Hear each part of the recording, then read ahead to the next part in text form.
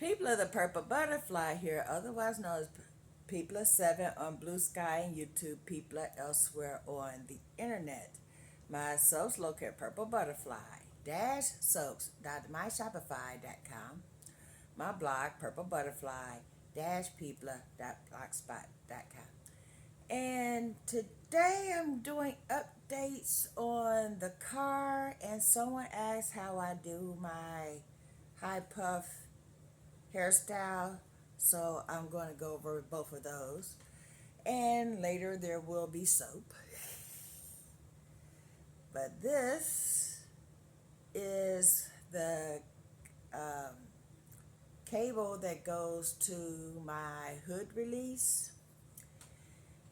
The mechanic managed to get the hood open and basically leave it just slightly ajar, and then all I had to do is push the button over to open the hood. So that was, you know, how I was going to be able to open the car until I get the replacement cable, to fix the hood release. The alternator and the battery have tested as good, strong voltage, etc., etc., etc. And then someone, and I need an oil change, but someone decided to do me a favor because they noticed the hood was slightly ajar and closed the hood, which basically jammed it in a closed position. So now I can't get the hood up. And at the same time, the brake lights went out. My daughter called me up and said, "Mom, I'm following behind you." Yeah, duh. We just left the restaurant. And you have no brake lights. And I went, "What?" She goes, "None. No brake lights." I was like, okay. So I clicked my left blinker, my right blinker. Left blinker's working. Right blinker wasn't. And tapped the brakes. No brake lights. So I made an appointment yesterday to get the oil change, and I had dropped by AutoZone and got two headlights, brake lights, and told them the situation, so forth and so on. I didn't know the hood was jammed shut at the time. I said, "I have these two lights, so when you do the oil change, can you go ahead and install this?" "No problem." Yeah, and then they came back and said the brake lights are done. The right blinker is illuminating really fast because you have to get the light for the front, but there's a problem. And I was like, "Well, what's the problem?" She goes, "We can't do the oil change. We can't put the brake light in because your hood is jammed shut." And I went, "No, they just fixed that, because of the cable." And he goes, "What cable?" And then he reached over and pulled this out of the grill of the car and said, "This is your hood release cable. Without this, we can't open your hood. Push the thing in the front." So I pulled it, and it's got no resistance or whatever. It just does this. And I was like, "Okay, if you can manage to get it open, we can go ahead and do your oil change. But for right now, there's no way to do that. I suggest you go to a dealership." I went, "Okay." So I asked around, the mechanic that managed to get it, slightly ajar, and a couple other people. They're all talking about putting a hole in my grill to reach in and basically access the part that this pulls. "You're not putting a hole in my grill. Sorry." First of all, that would expose the car to um, moisture into the system. I've had a car that had that issue. It shuts off whenever, it rained or went over a puddle, stuff like that. That's not a good situation. And then replacing the grill is going to have a cost. No, you're not doing that. I said, I can go to a dealership, ask them what they would cost, to access get the hood up, so forth and so on, and they won't have to take the grill off. And if they do have to take the grill off, they'll take it off the proper way so there's no hole in the middle of my grill. So that's where we are with that. I actually went by yesterday because I was driving past Kia service department. They closed at 1. I got there 1:15. So I'm gonna drop by there tomorrow after my doctor's appointment. But yeah, you're not poking a hole in my car. Just like Vincent, who was the mechanic that got it open, he went under the grill. You know, here's the grill. He's going under. He managed to get it open that way. So if he can't do it that way, then a dealer can get it open the proper way. And if they damage it during the course of their repair, they have to replace that for free. You know, I wasn't born yesterday. It just looks like it because I have a youthful appearance. But yeah, in the meantime, let's show you how to do this hairstyle. Yeah. As soon as I get this ribbon loose. But see, the thing is, a lot of people when they do this hairstyle, they grab an elastic headband and put that on, and that's why it doesn't look the same. This is a gross grain ribbon that's about 36 inches long. Fold that in half, and now you're dealing with 18 inches, okay?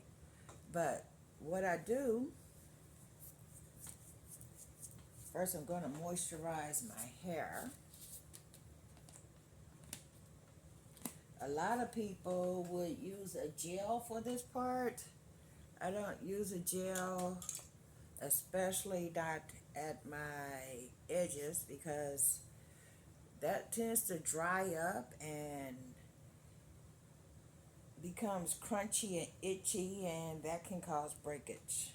So yeah.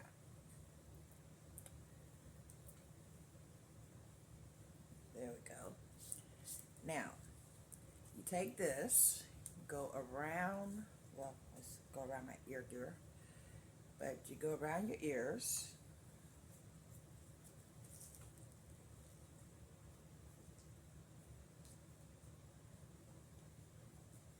And if you have ear gear on, make sure that's on the outside of that. Put your hand through there like that, okay? Now, pull that up into the position you want it. And since you have that loop there, now you can pull it as tight as you want it, you know, without basically damaging your hair with the elastics of it all. If you got it tight, you can loosen it up at that point, or you can make it tighter. Just make sure it's comfortable. Next, you get your spray bottle of water. I use a continuous pump.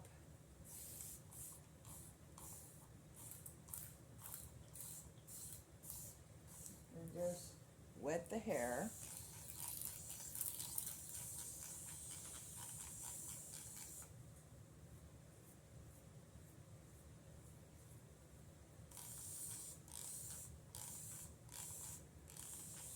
I don't make it soaking, but it can't be damp. It's like somewhere in between. Then you get your hair lotion, or if you're the type that uses gel, get your gel. But this is a moisturizer. Coat your hands, not a lot. And then you go like this.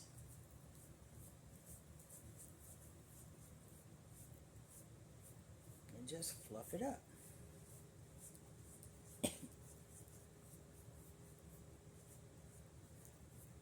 That does two things. One, it allows your natural curl pattern to show up. And two, it allows the part that you want straight to lay flat. So the part you need smooth is smoothed out before you start, basically, and the part you want fluffed, you go ahead and fluff that. And that's the whole hairstyle. And then you just let it dry. Now with my hair shrinks 50%. So right now, I mean, it's this long, but once it dries, it'll shrink down into a puff. But as long as I, give it some fluff while it's wet, then it'll stay primarily fluffed after it dries. But as you can tell, it looks a little straight, but my curls will go and it'll look like little spirals by the time it's dry. Yep. And that's how I do that. It would help if I put my glasses on so I can see. And at that point, that's when I put my jewelry back on.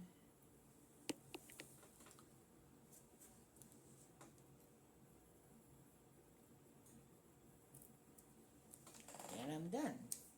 But in the meantime, the oil change I can't get done until they get the hood up. The brake lights have been done. Probably charged me way too much for that, especially since I brought my own lights, but it is what it is. When you have a professional do stuff, they don't work for free. But yeah, I couldn't do it. It's like I opened up the trunk to see where the lights went. I have a vague, very vague memory of how to do it. There's two spots on both sides of the car. One is for the brake and one is for, I think, the blinker. And one has like a socket that had an issue. So basically, I just told him to put the brake light in. I wasn't going to worry about the blinker light, but the blinker light came on as well. But yeah, when I tried to pull that out of there, that sucker was not moving. And then it occurred to me, I don't know which one of those is the brake and which one of those is the other one. So yeah, let the professionals do it and then not worry about it. It costs $50, but hey, well, $25 per side. So yeah, that's $50 well spent because for one, it's not getting shorted out when I mess it up, and for two, everything went in the proper places. So yeah, now all I gotta do is get the oil change. Even if they get the grill open or the hood open, whether they have to go through the grill or not, I still have to have an oil change. The oil change was due on August the 3rd. I was going to do the oil change on the 1st because, that's when I got paid. And yeah, on the 2nd, I found out, hey, your hood is jammed shut. Today's the 3rd. Tomorrow's the 4th.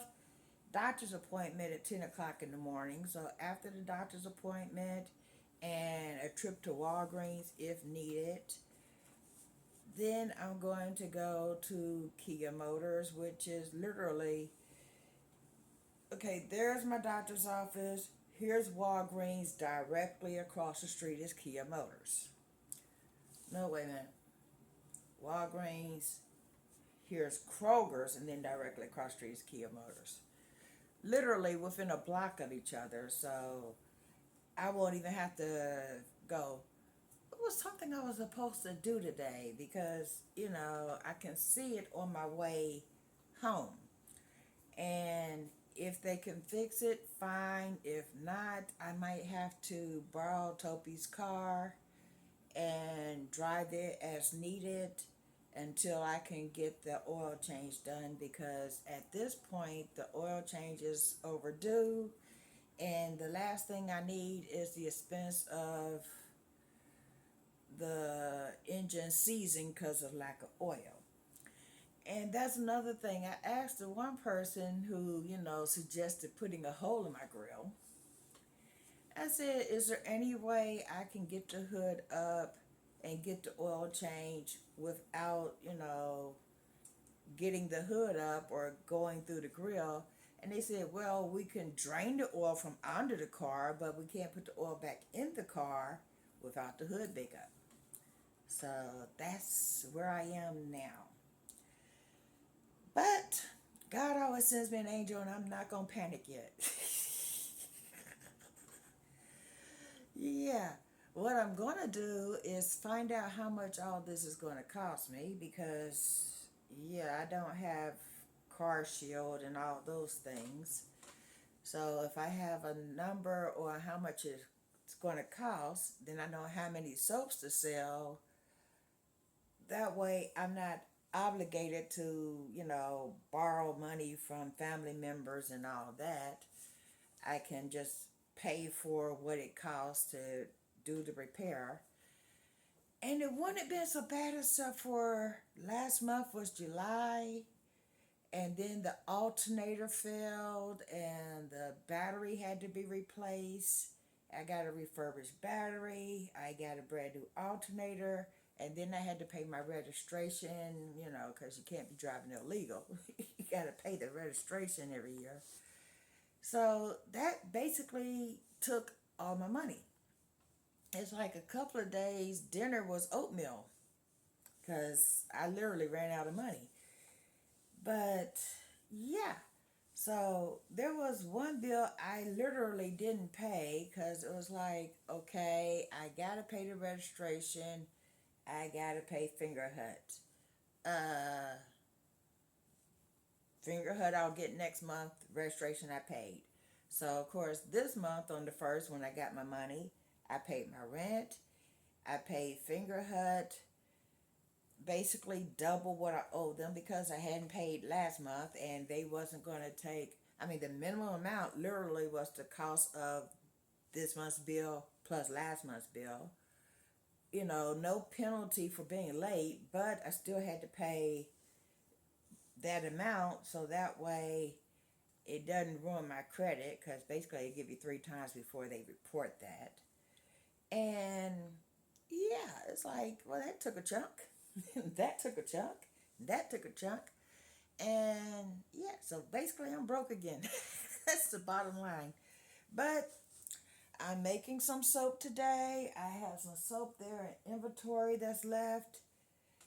And that's where I am with that. Like I said, I'm not going to panic yet.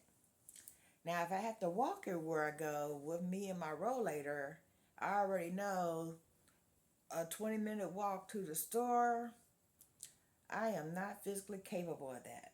It's like walk 20 minutes, get what you need from the store, rest for 35 minutes, and then walk 20 minutes home.